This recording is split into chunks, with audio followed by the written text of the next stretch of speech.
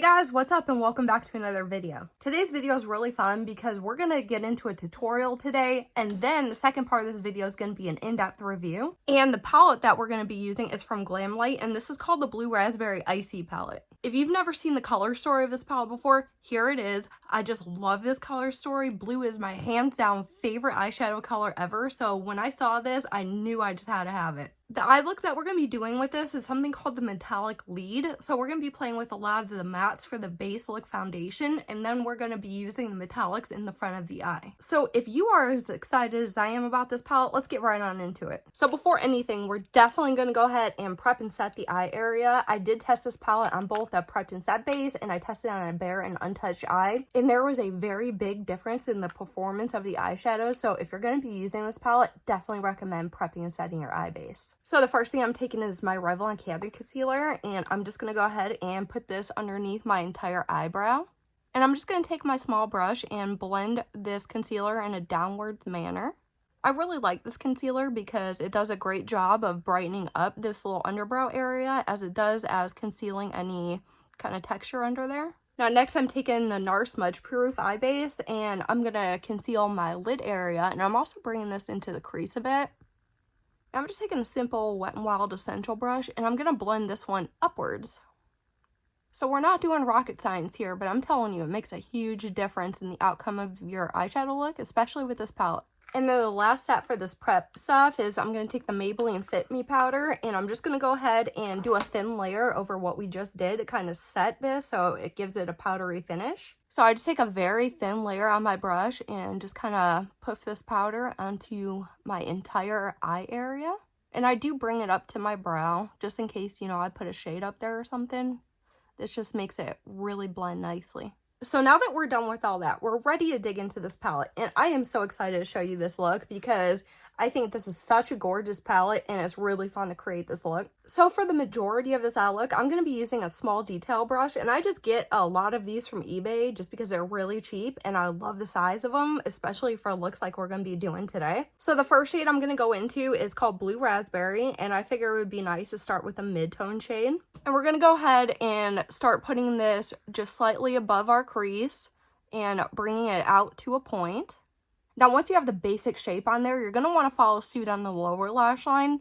So I'm just going to start like kind of at the outer corner. So I'm just bringing the shadow on my lower lash line to meet the outer point that we placed from the top shadow. So it should look something like this, where you have the top, the bottom, and they're both connected to an outer point. So now that I have my simple shape on there, I'm going to go ahead and deepen these colors up.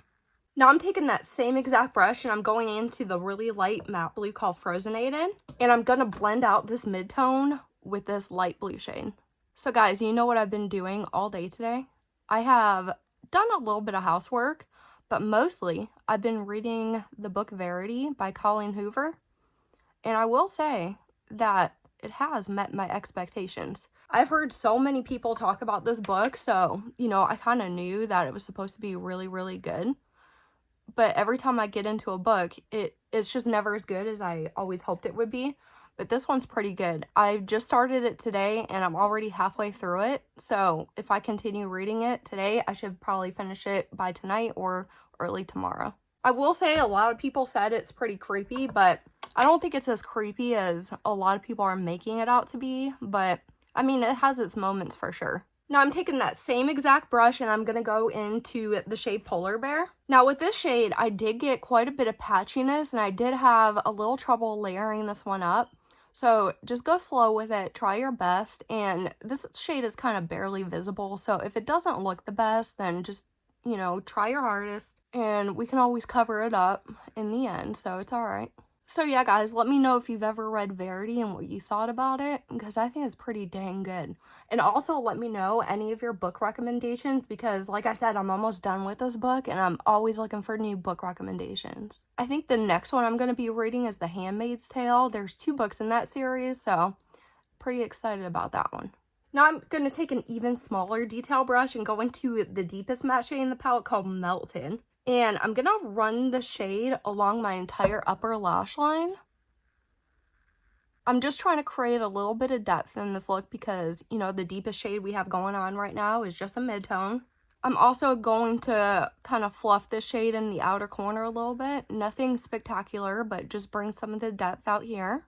Now we're ready to go in with the metallic shades, and these shades are really awesome, but they do have little pieces of mica in it, so these create a giant fallout mess all over your face. So I already have my base makeup done, but definitely recommend doing your eyes first with these shades. But I'm still hanging on to this really tiny detail brush and going into the shade Icy first. And I'm going to create a shape in the front portion of my eye. As you can see, I kind of left a little blank space there. So I'm just going to make kind of like a semicircle shape. I'm going to start up here in the middle so it matches. So now that I got my first part of the line drawn, I'm going to go ahead and connect it to my lower lash line with just a straight line.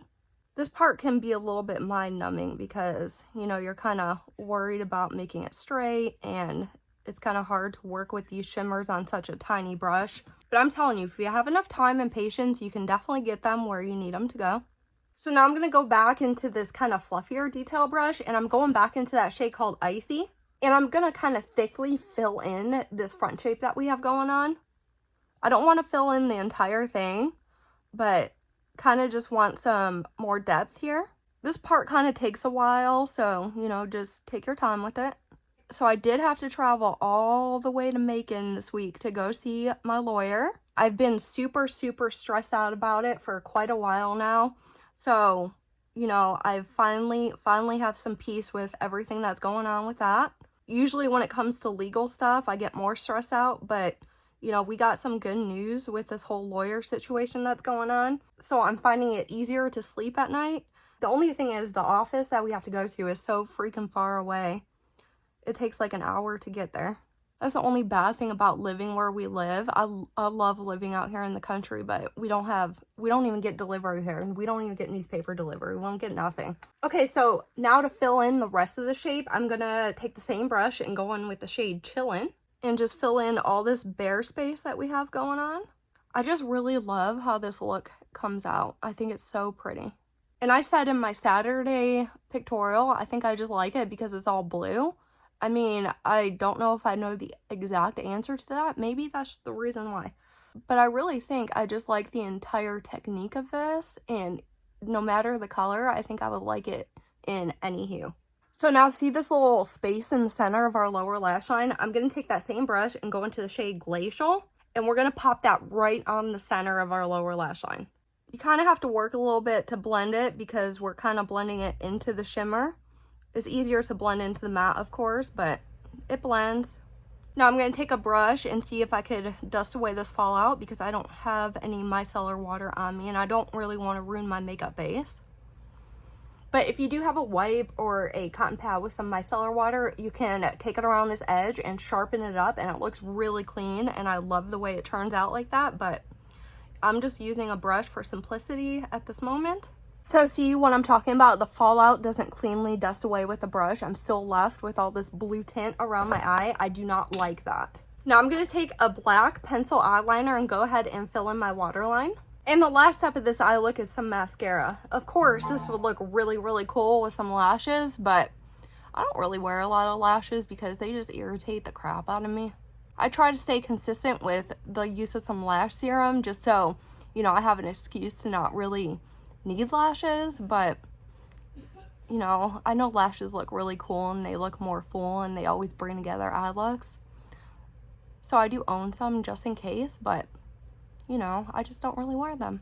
Alright guys, so here's the final finished eye look, and I just love this look so much. I just love all the colors of it because yes, it is all blue, and I do love the process and technique of actually applying this one. And overall, I just think it looks really cool. So I'm gonna go ahead and go off camera and complete this other eye over here, and I'll be right back and we'll get into the review.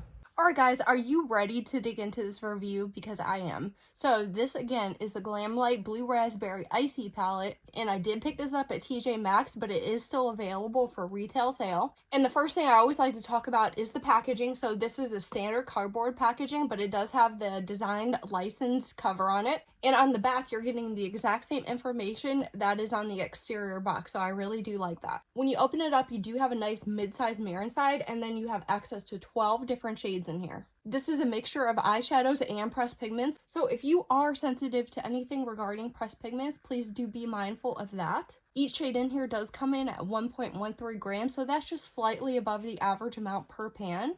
So again, like I said, you're getting 12 different shades in here, and you're getting 7 of the Glamlite matte formula, and then you're getting 5 metallic sparkles. There's no professional shade description of any of these, but this is just according to my observation, and the reason I call them metallic sparkles is because they have mobile pieces of mica in there, which do have a tendency to fall out on your face. So real quick, I'm going to throw up a picture of some swatches so you can see how every shade looks swatched out. So moving into our routine data check, the first thing is that this product is not clarified to be any type of clean or conscious product. This palette is cruelty-free and it is also vegan. And there is a 12-month expiration date and it's located on the back of the palette itself. So now when you want to talk about the cost of things, if you went out and bought this palette as it is today, it would cost you $25. So breaking that down a little bit, it comes to $2.08 per shade. And cutting that down a little bit further, it comes to $1.84 per gram. So when I look at these numbers, either way I look at it, both the cost per shade and the cost per gram is both average and affordable. So now we're going to get into the most opinionated part of this video, which happens to be my recommendation. The first actual few things we're going to talk about is my experience while wearing these shadows. So as for patchiness, I did experience some patchiness with this shade right here called Polar Bear, but that's the only shadow in here that I had any sort of trouble with. The longest I wore an eyeshadow look coming from this palette is for 6 hours straight, and as I looked in the mirror after that 6 hours, I didn't see any visible signs of creasing, but I did have significant signs of fading, wear, and noticeable migration. I also want to point out that I did have some staining from some of the pressed pigments in here. And like I mentioned earlier in this video, if you're going to be using this palette, I definitely recommend going in with a base eye primer and then setting your primer so you get the most impact out of each shade and the best blends. While using this, you're going to notice a lot of kickback in here from all shades, and you're also going to get a ton of fallout. I got fallout from each shade that I use, and it does not dust away easily with a brush. So quickly moving into my critiques about this color story, although it's a monochromatic color story, I can definitely appreciate its range. We have some light options, some midtones, and 3 options for depth. So like I said, although it's a monochromatic palette, it does have slight versatility. As far as shade redundancy, I did notice 2 instances of shade repetition. So there are 2 sets of shadows in here that bear very close resemblance of one another, and I would use each shade interchangeably. Especially in such a condensed color story, I don't think all 4 shades warrant being a part of it.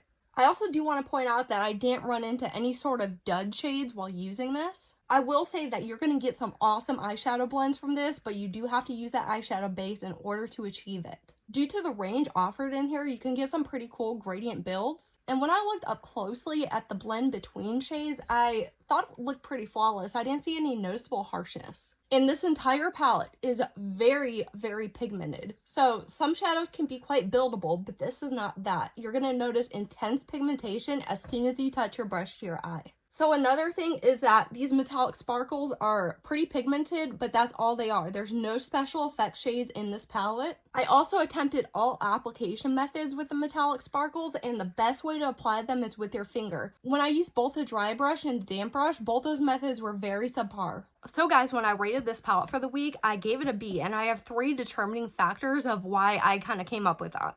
My first reason is because this palette is monochromatic, but it does have a nice range in here. So like I mentioned earlier, it's monochromatic with versatility, and I can definitely appreciate that. My second determinant is you must prep and set your eyes for the best use. So as for me, I personally don't mind that because that's a step I always take in my eyeshadow routine, but if you're a person that doesn't usually prep and set your eyes, then that could be quite annoying and you're not going to get the best impact out of using this palette. And the last factor is that this does not have the best overall wear. I'm not sure if that goes for all of Glamlite's palettes, but definitely for this palette, after just a few hours wear, my entire look just fell apart. And now guys, I wanted to talk about something that I've been consistently silenced on for the last few days, and it's very important to me, so we need to discuss it. So first and foremost, I want to preface this by saying I'm originally from Cleveland, Ohio. I was born and raised there, and my entire life there's so much drug use around there. I'm very, very familiar with heavy, hardcore drug use. I've personally had 5 close friends overdose and die,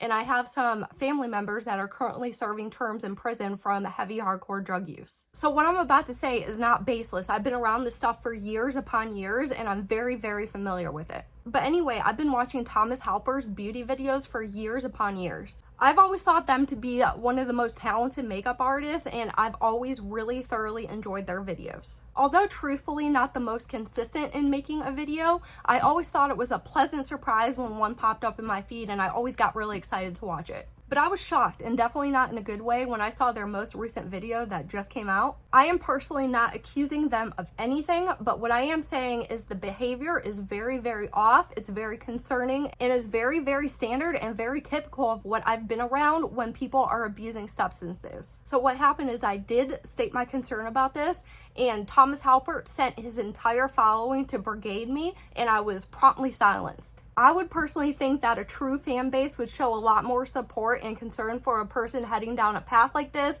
especially if they've been a follower for a very long time. I'm not going to get into all the details of what's progressed over the course of the last few days, but it's pretty awful, and it's not what I expect from a person that I've always looked up to. But one thing is for sure, I don't see the situation getting any better, and I'm definitely concerned about them, and I wish more people felt that way. So if you're here and one of the thousands of haters that are trying to silence me, I just want to say thank you for the views.